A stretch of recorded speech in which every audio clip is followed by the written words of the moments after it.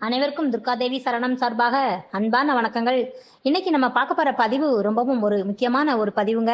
அதுவும் ஜீவகாருண்யமான காகத்துக்கு நம்ம சாப்பாடு வைக்கிறதுனால நமக்கு என்னென்ன புண்ணியங்கள் எல்லாம் கிடைக்கும் அப்படிங்கிறத நம்ம இந்த பதிவுல நம்ம தெரிந்து கொள்ளலாம். காகத்துக்கு ஏன் சாப்பாடு வைக்கிறீங்க, நம்ம எத்தனை வயசுல இருந்து வைக்கிறோம், இதெல்லாம் கொஞ்சம் சிந்திச்சு பாருங்களேன். ஏன்னா நிறைய பேத்துக்கு சந்தேகம் வரக்கூடிய ஒன்றுங்க. இது நிறைய பேர் கேட்கக்கூடிய கேள்வியும் கூட.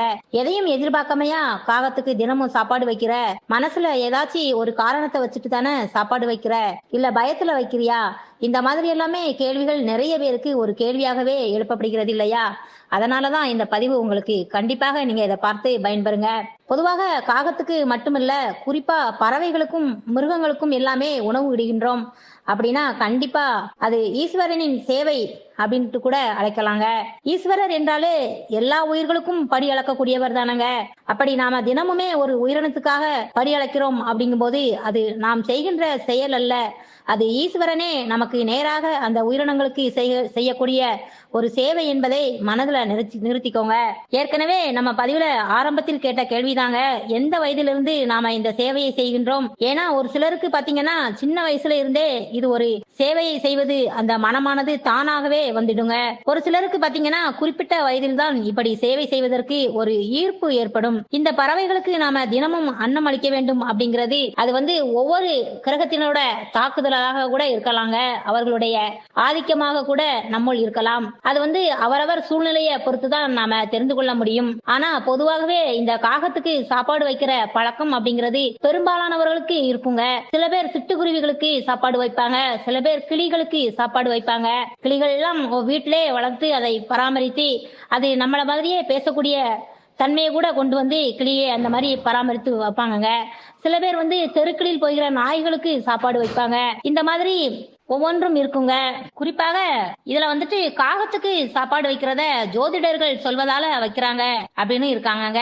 என்ன காரணம் அப்படின்னா, சனி பகவானோட வாகனம் அந்த தாக்கத்தை குறைத்து கொள்வதற்காக என்ன பண்றாங்க அப்படின்னா காகத்துக்கு சாப்பாடு வைங்க அப்படின்னு சொல்லியிருப்பாங்க. அதனால கூட தினமும் காகத்துக்கு சாப்பாடு வைக்கிறவங்களும் இருக்காங்க. அதுதான் சிலர் கேட்பாங்க, எதையும் எதிர்பார்க்காமலையா நீங்க இதை செஞ்சிட்டு இருக்கீங்க அப்படின்னு கேட்கக்கூடிய கேள்விகளுக்கு இதுவும் ஒரு காரணங்க. இப்ப நீங்க தெளிவா தெரிந்து கொள்ள வேண்டியது, முன்னோர்கள் காகம் ரூபத்துல நம்ம வீடுகளுக்கு வருவாங்க அப்படின்னு சொல்லப்படுவதாலதான் அமாவாசை போன்ற திதிகள் இது போன்ற நாட்கள்ல படையல் போட்டு பிறகு முதல்ல காகத்துக்கு அந்த சாப்பாடை வைக்க சொல்லி முதலில் சொல்லப்பட்டிருக்கு இல்லையா? இல்ல ஒரு சிலருக்கு கிரகங்களோட தாக்குதல், சனீஸ்வர பகவானோட பார்வை ஒருத்தர் மேல அதிகமா இருக்கு, அந்த கிரகத்தோட தாக்குதல் அதிகமாக இருக்கு, அதை தாங்கிக் கொள்ள முடியல அப்படின்னா பொதுவா என்ன பண்றாங்க அப்படின்னா காகத்துக்கு சனிக்கிழமை தோறும் எள் கலந்து சாப்பாடு வைக்கிறாங்க. சிலவங்க எல்லாம் கிரகத்தை பத்தி எல்லாம் கவலைப்பட மாட்டாங்க, எதுலயுமே சேர மாட்டாங்க. ஜீவகாருண்யம் அப்படின்னு ஒரே ஒரு விஷயம் சின்ன வயசுல இருந்து சாப்பிடுதல்ல முதல் பிடி எடுத்து காகத்துக்கு வச்சு சாப்பிடுபவர்கள் சிலர் இருக்காங்க. இது மாதிரி நாய்க்கு சாப்பாடு முதல்ல வச்சுட்டு சாப்பிடுபவர்களும் இருக்காங்க. சிலவங்க எல்லாம் பறவைகளுக்கு அப்படின்னு தன்னுடைய மாத வருமானத்திலேயே பெருந்தொகையை செலவு பண்ற அந்த புண்ணிய ஆத்மாக்கள் இன்றும் இந்த உலகிலே வாழ்ந்து கொண்டுதான் இருக்கிறாங்க. அந்த புண்ணிய ஆத்மாக்களில் நாமும் இருக்கிறோமா என்று அவர்களுக்கு தான் தெரியுங்க. இப்ப இன்னும் ஒரு தெளிவான ஒரு விஷயத்த தெரிந்து கொள்ளணும். இது எல்லாத்தாலையும் இப்படி வைக்க முடியுமா அப்படிங்கிறது என்னன்னு நமக்கே தெரியல. ஆனா காகத்துக்கு இல்ல குருவிக்கோ நாய்க்கோ வைக்க முடியுமா அப்படின்னு கேட்டீங்கன்னா கண்டிப்பாக. ஆனா ரெகுலரா, அதாவது தினமுமே வைக்க முடியுமா அப்படிங்கிறது சாத்தியமா என்னன்னு தெரியலாங்க. ஆனா கண்டிப்பாக தினமுமே காகத்துக்கு வைப்பது ஒரு பெரிய ஒரு புண்ணியத்தை நமக்கு தேடி வருங்க. அப்படி நம்ம காகத்துக்கு தினமும் சாப்பாடு வைக்கிறது நம்மளோட 7 தலைமுறையினருக்கும் சந்ததியினருக்குமே அது ஒரு பெரிய புண்ணியத்தை நமக்கு தேடி தரும். நீங்க அதாவது நீங்க என்ன முயற்சி செஞ்சாலும் முடியாதுங்க. ஒரு சிலர் எல்லாமே தொடர்ந்து 48 நாட்கள் காகத்துக்கு சாப்பாடு வச்சிடலாம் அப்படின்னு நினைப்பாங்க. ஆனா அது ஏதாவது ஒரு இடைப்பட்ட நாள்கள்ல தடங்களாக இருக்கும். காரணம், அந்த ஈஸ்வர ரூபம் அப்படி சொல்லக்கூடியவங்க தானம் அளிக்கும் கைகள் பறவைகளுக்கு மட்டும்தான் தானம் அளிக்க மாட்டாங்க. ஆனா பொதுவாக இயற்கை குணம் உள்ளவர்கள் மட்டும்தான் காகத்துக்கு, குருவிக்கு, நாய்களுக்கு இந்த மாதிரி சாப்பாடு வைப்பாங்க. இப்படி இரக்கம் உள்ளவர்கள் மட்டும்தான் ஜீவ ராசிகளான பறவைகளுக்கு அன்னமிடுபவர்கள், தானம் செய்பவர்கள், அன்னபூரணியாக இருப்பாங்க.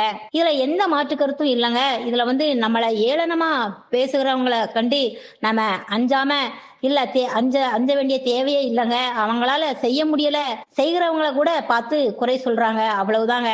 அதை விட்டுடுங்க. சக ஜீவராசிகளையுமே பார்த்து இரக்கப்படுபவர்கள் மனிதர்கள்.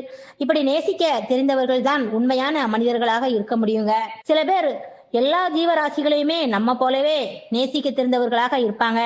அதனால வந்துட்டு அன்பு செலுத்துபவர்களாக இருப்பாங்க. நம்ம மனிதர்களுக்கு போய் அன்னதானம் விடக்கூடிய சக்திய கொடுத்திருக்கிறாரு நமக்கு இல்லையா என்பது தெரியணுங்க. தினமும் 100 பேத்துக்கு சாப்பாடு வாங்கி கொடுக்கணும்னா முடியுமா என்னங்கிறது தெரியல. ஆனா நீங்க கொஞ்சமா வைக்கிற சாப்பாட்டை 10-15 காக்கா சாப்பிடும். அப்புறம் 10-15 குருவி கூட வந்து சாப்பிடும். 4-5 அணில் கூட வந்து சாப்பிடும். மிச்சம் மீதியா நம்ம கீழே சிதறத உள்ள சாப்பாடை கீழே இருக்கிற எறும்புகள் கூட சாப்பிடுங்க. அப்ப பாத்தீங்கன்னா ஒரு நாளைக்கு 100 பேத்துக்கு அன்னதானம் செய்த பலன் நமக்கு கண்டிப்பாக கிடைக்குங்க. இதனால 100 உயிரினங்களுக்கு நாம அன்னதானம் செய்திருக்கிறோம் அப்படின்னு நம்ம நினைச்சுக்கணுங்க. ஆனா பாத்தீங்கன்னா 100 மனிதர்களுக்கு நாம தினமுமே அன்னதானம் செய்ய முடியுமா அப்படிங்கிறது நமக்கு என்னன்னு தெரியல. அப்படி ஒரு அவசியமும் இல்லைங்க. ஆனா அதாவது பசியின் அக்னியை தணிக்கக்கூடிய ஒரு பசியின் சேவையை செய்யும் போது, அதுவும் ஜீவகாருண்யத்துக்கு நாம அன்னம் இடும்போது கண்டிப்பாக உங்களுக்கு மட்டுமல்ல உங்களோட சந்ததியினருக்கே பெரும் புண்ணியத்தை ஏற்படுத்தி தரும். அப்படின்னா இந்த அன்னமிடுதல் அப்படிங்கிறது தாங்க. இதுல சிலருக்கு குழப்பம் வரலாம். இப்படி நம்ம சாப்பாடு வைக்கலாமா இல்ல தினமுமே ஜீவகாருண்யத்துக்கு உணவு வைக்கலாம் அப்படின்னு ஒரு முடிவுக்கு நீங்க வந்ததுக்கு அப்புறமா தினமும் என்ன மாதிரியான சாப்பாடு வைக்கிறது என்று குழப்பம் வரலாம். நம்ம அதுல என்ன கலந்து வைக்கலாம் அப்படின்னு வரலாம். பொதுவாக காகத்துக்கு குருவிக்கு எல்லாம் சாப்பாடு வைக்கிறது நம்ம வீட்டுல தினமுமே நல்லா வேக வச்ச சாப்பாடு இருக்குது இல்லையா, அதை வைக்க சொல்லுவாங்க. இல்ல தானியங்களாக வச்சீங்க அப்படின்னா அதை தண்ணீர்ல ஊற போட்டு அது உலர்ந்த பிறகு அப்படி வைக்கலாம். இதெல்லாம் அந்த உயிரினங்களுக்கு எளிதில் ஜீரணமாகணும் அப்படிங்கிறதுக்காகத்தாங்க. ஏதேனும் தோஷம் இருக்குது அப்படின்னா ஜோதிடர்கள் சொன்ன மாதிரி சாப்பாட்டுல தயிர் கலந்து அதுல சிறிதளவு கருப்பு எள் கலந்து வைக்கிறது அது வேற விஷயங்க. ஆனா நம்ம வீட்டுல செஞ்ச சாப்பாட்டை அப்படியே வைக்கலாமா என்று கேட்டா தாராளமாக வைக்கலாம். அதுல கூட பாயாசம் கூட ஒரு இனிப்பாக நம்ம காகத்துக்கு வைக்கலாங்க. உயிரினங்கள் எல்லாமே எடுத்து சாப்பிடும் போது வயிறு குளிரும் போதும் அதோட மனமும் குளிரும். அதுல எந்தவித மாட்டு கருத்தும் இல்லைங்க. ஆனா காகத்துக்கு இந்த மாதிரி ஜீவகாருண்யங்களுக்கு சாப்பாடு வைக்கிறதுனால நமக்கு புண்ணியம் தான் சேருமே தவிர எந்த காரணத்தை தொட்டும் பாவம் உங்களுக்கு சேராதுங்க. அதே போலதான் அதோட கர்ம வினை தொடர்ச்சி அப்படிங்கிறது எல்லாம் இல்ல. உங்களுக்கு இருக்கக்கூடிய கர்மாவை கழிக்கக்கூடியது ரொம்ப முக்கிய பங்கு வகிப்பது என்பது இந்த அன்னதானம் அப்படின்றது சொல்லக்கூடியதுங்க. மனிதர்களுக்கு செய்யக்கூடிய அன்னதானம் மட்டும் கிடையாது. இந்த மாதிரி சக ஜீவராசிகள் இருக்குது இல்லையா, அந்த ஜீவராசிகளுக்கு நாம செய்யக்கூடிய அன்னம் தானமும் அது கணக்கிலே அடங்கும் அப்படிங்கறது தெளிவாக தெரிஞ்சுக்கணுங்க. மேலும் மீன்களுக்கு பொறி வாங்கி போடுறது, குளங்கள் ஆறுகளில் இருக்கக்கூடிய மீன்களுக்கு நீங்கள் பொறி வாங்கி போடும்போது நம்மளோட கஷ்டங்கள் படிப்படியாக அப்படியே குறைகிறது நம்மளால கண்கூடாக காண முடியும். அப்ப நீங்க அனைவருமே தெளிவாக தெரிஞ்சுக்கணும், காகத்துக்கு தினமுமே சாப்பாடு வைக்கணும் அப்படிங்கிறத நினைச்சு நீங்க வச்சுக்கோங்க. இப்ப புதுசா இனிதான் காகத்துக்கு உணவு வைக்கிறீங்க அப்படின்னா ஒரு நாள் இல்ல 2 நாள் கா என நம்ம கூப்பிடுற மாதிரி இருக்குங்க. ஆனா அடுத்த நாள்ல இருந்து தினமுமே உங்களை தேடியே அது வந்துடும். இப்படி நம்ம தெருவில் நிற்கிற நாய்களுக்கு கூட சாப்பாடு வச்சீங்க அப்படின்னாலும் அத முதல் நாள் அல்லது 2 நாள் தோ என நம்ம கூப்பிடுற மாதிரி இருக்கும். ஆனா நீங்க வாடிக்கையா அதுக்கு சாப்பாடு வச்சீங்க அப்படின்னா அதுவும் தானாக தினமுமே உங்களை தேடி வந்துடும். அந்த அளவுக்கு மனிதர்களை விட இந்த ஜீவராசிகள் ரொம்பவும் நன்றி உள்ளதுங்க. இப்படி தொடர்ந்து நம்ம பதிவுல சொன்ன மாதிரி காக்கைக்கு நாய்களுக்கு தினமுமே உணவு வைக்கிறதுனால நீங்கள் நினைத்ததெல்லாமே நடக்க இறைவனுடைய ஆசையும் நம்ம முன்னோர்களின் ஆசையும் நமக்கு பரிபூரணமாக கிடைக்குங்க. அன்பர்களே, நம்ம பதிவை பார்த்துட்டு இருக்கும் அனைவருமே கீழே இருக்கும் கமெண்ட் பாக்ஸில் ஓம் சனீஸ்வர பகவானே போற்றி என்ற வாசகத்தை பதிவிட்டுட்டு அப்படியே உங்க நண்பர்கள் உங்க உறவினர்கள் அனைவருக்குமே நம்ம பதிவை ஷேர் பண்ணுங்க. அப்படியே நம்ம வீடியோக்கு ஒரு லைக் பண்ணி சப்ஸ்கிரைப் பண்ணி சப்போர்ட் பண்ணுங்க ஃப்ரெண்ட்ஸ். தேங்க்ஸ் ஃபார் வாட்சிங். நன்றி.